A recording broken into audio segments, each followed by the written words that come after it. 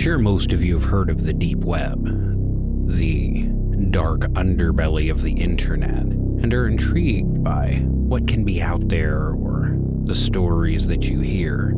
Being a frequent on the deep web for my own curiosity, I can tell you a lot of the things you hear about the deep web are exaggerated. But that isn't to say that there isn't strange and disturbing stuff out there, and I don't recommend exploring its content if you're not savvy with the net itself.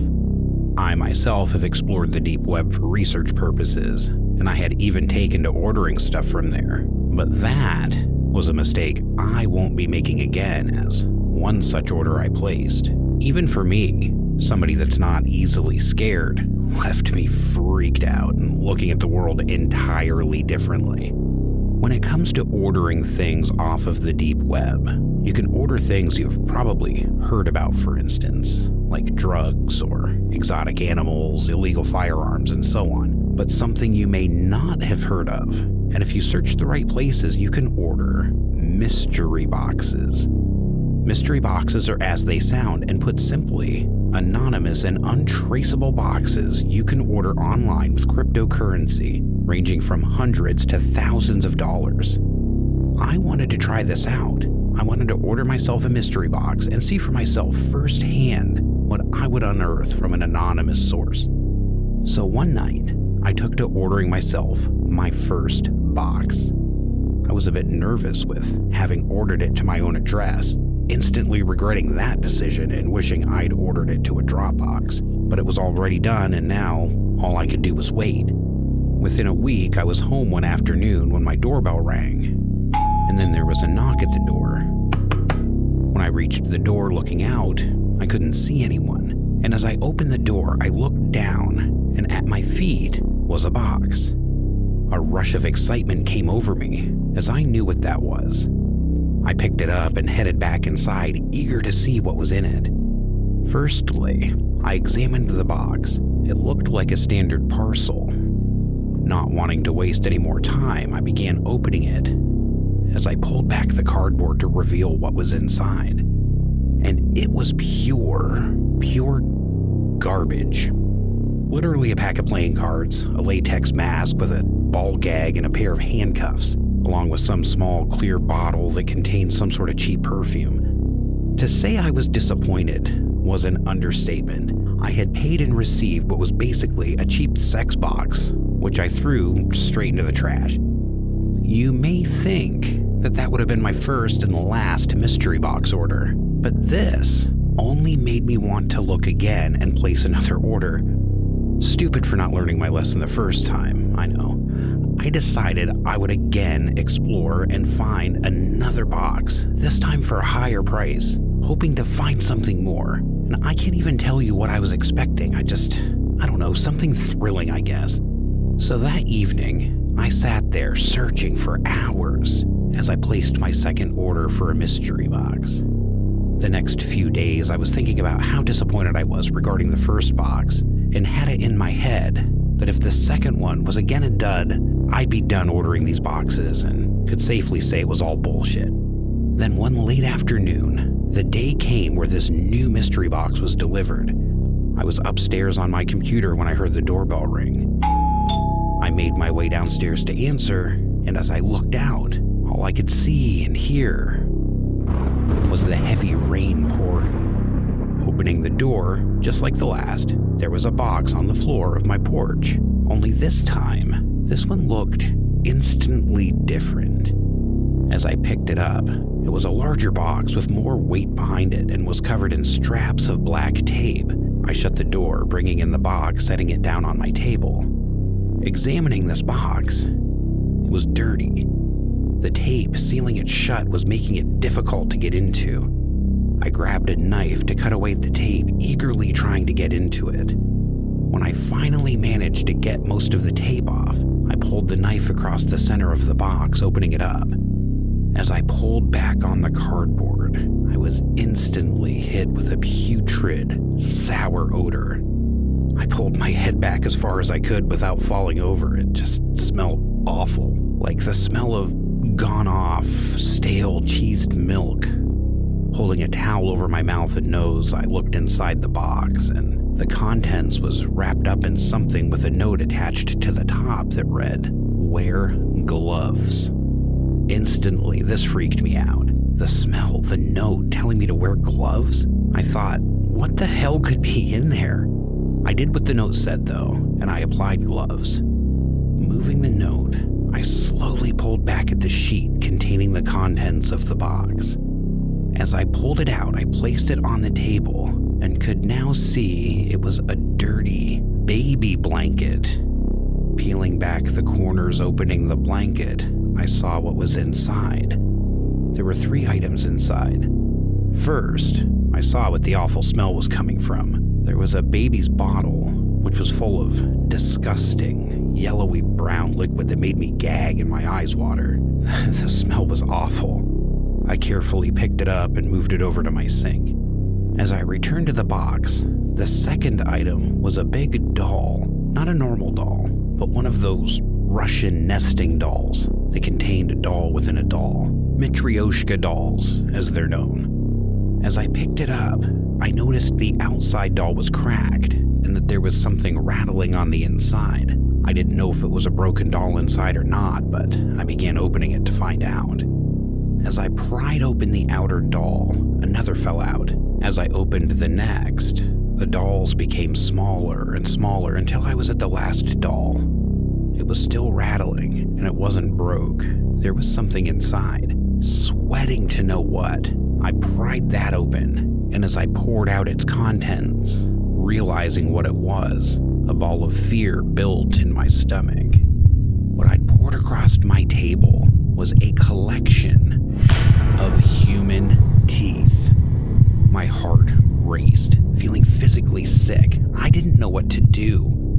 I stopped for a second, contemplating what I just pulled out of that box, knowing there was still one more item. I had to see what else was in there. At this point, I was freaked out, I won't lie. And as I looked at the last thing in the box, it was again covered in a tattered white cloth with string around it. It looked like a book wrapped up, but cutting off the string, I unwrapped the cloth and see it wasn't a book, but an old VHS tape. Again, a note attached to it that said, "Don't play me." Don't play me? Why would the anonymous sender write that, knowing full well somebody would play it? And just like they probably wanted, I had to know what was on that tape. I had an old VCR stored away in my attic, and after finding it, I had a way to watch the tape. I placed the tape in and pressed play. Static blared from my TV as the screen went black and white, with lines across it before coming into focus. It looked like a dark room, but on a closer look, it was more like a dark cave. Someone was walking with a camera, and in the center of the room, there was a woman chained up, visibly distressed and crying. In the distance, you could hear the sound of a baby crying. The man behind the camera began speaking in a language I didn't understand, but it sounded like a deep Eastern European accent. He beckoned for another person to bring somebody into the room. The picture quality grainy, I could see something moving in the distance, and the sound of chains scraping. As the figure came into view, the woman tied up began screaming what sounded like no, in complete terror, and then I could see why. What I saw on that video was fucked up. A tall, dirty, scrawny, naked woman-like person entered next to her, shackled, towering over her, looking to be near 7 feet tall. Looking at it scared the shit out of me. Its naked body, long, matted, dark hair, and cleft lip, disgusting as the man took a shackle off. Whatever this thing was, began to sniff at the woman and make a strange wailing sound as the woman trembled. Again, the sounds of a baby crying echoed. This seemed to instantly set the woman off as it brutally pounded at the woman tied up as she screamed, from the bony, balled-up fists crashing into her face. This lasted for, a good minute, until the screams had stopped and all that was left on the woman's head was a crushed, bloodied pile of lifeless mess. The cameraman clapped as the other man walked that feral woman back into the darkness. The sound of the baby crying in the distance continued before the video cut off into static. I'm not even sure that does it justice, but I felt physically sick. I don't know what I just watched or if it was even real, but it looked so real. Not like a movie, like when you know it's fake. This just didn't feel fake. I sat there in silence for a while when it ended, not quite knowing what to do with myself. That was the last mystery box I ordered, and the last mystery box I will ever order. I don't know where it's from, and I don't want to know. Whatever that fucked up woman was on the video, I don't want to know if she's real or not. Something in my gut is just telling me it was real, and that's why I think there's some messed up things out there we don't know about, and I don't want to know about. All of the contents in that box were destroyed. I could have taken that box to the police, but I didn't. As for my history with them, and know for a fact nothing would come from doing so, I still explore the deep web, but I will never order anything from there again.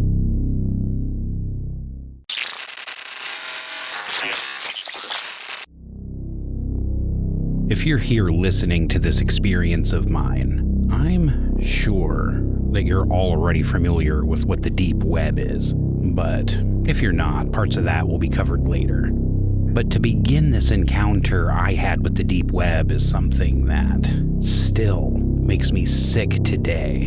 And after hearing this, I won't blame people for hating me. I've always been a frequent user of online resources, having studied computer science at college. A frequent in chat rooms talking to random strangers has always been a hobby of mine. Having explored the wrong types of chat rooms and talking to the wrong types of people, you learn things and discover things about the internet that you wouldn't believe were real. This is where I learned about the deep web and became fascinated with it.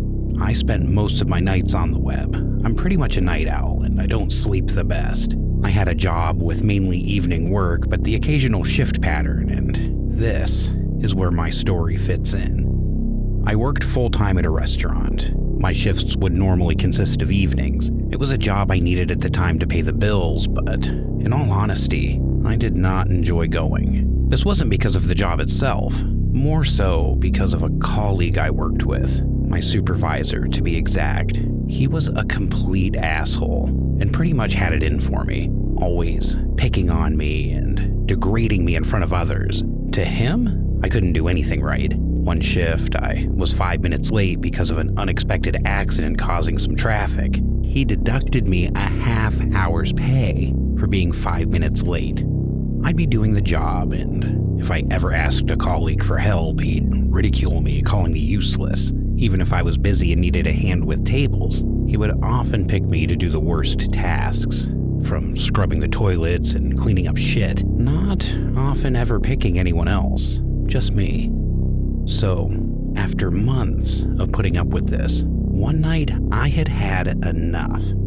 I'd been working there for some time and wanted to progress for more money and for opportunities in the future. A team leader role had become available, and I was determined to go for the role. So I spoke to my other team leader, who, if I got the job, I'd be working alongside, and I scheduled my interview. I already knew the role, and I made sure I prepped for the interview to give myself the best chance of getting it. So, when I had my interview, I was surprised to see our supervisor sitting in on my interview with my team leader. He had apparently sat in on the others, so I didn't let it faze me and gave it my all. Coming out of the interview, I was happy with how it went and how I portrayed myself. A week later, I was given the news that I didn't get the job. I was deflated by that, but then I found out who got the job. A girl who had been working there for 5 minutes and literally applied for the job last minute with no real motivation to go for it, just the fact that it was available. It was more so who got the job that bothered me than not getting it, as I had worked myself into the ground for that place. So I asked the team leader how the decision was made, and They informed me that the final decision lay with the supervisor, and he chose her.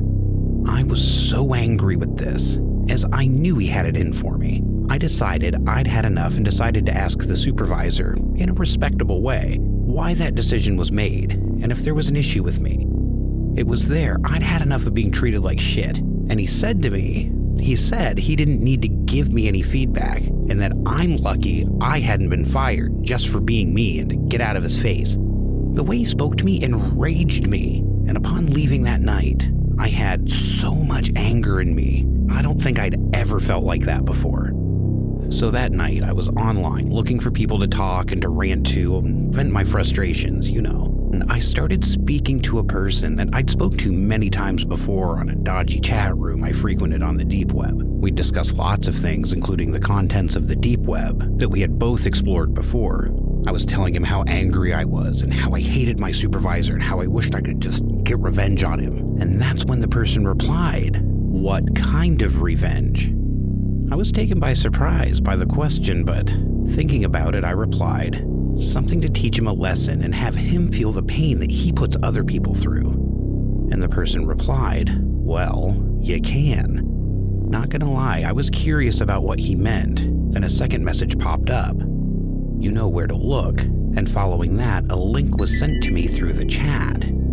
I hovered over it with the cursor, thinking for a second what this link might contain. Another message from the person had popped up saying, "You can find what you need here for a price. I myself have used these services." Having had a fair few drinks and still angry, I didn't hesitate for too long before I clicked the link. My screen faded to black as a page full of links appeared. It seemed to be a subcategory of different services, all providing similar things: stalkers, hitmen, kidnapping services.